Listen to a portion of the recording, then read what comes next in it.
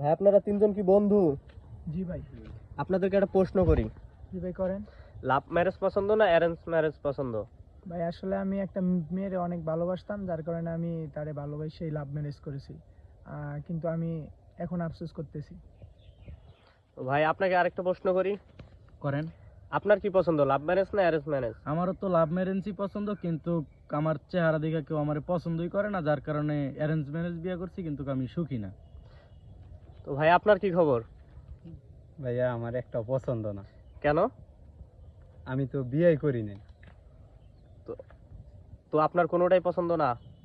না ভাইয়া। তো ভাই কেন আপনার একটা পছন্দ না? ভাইয়া দেখেন, এই যে আমার ফ্রেন্ড লাভ ম্যারেজ করে বিয়ে করছে, ওর জীবনে খুশি না।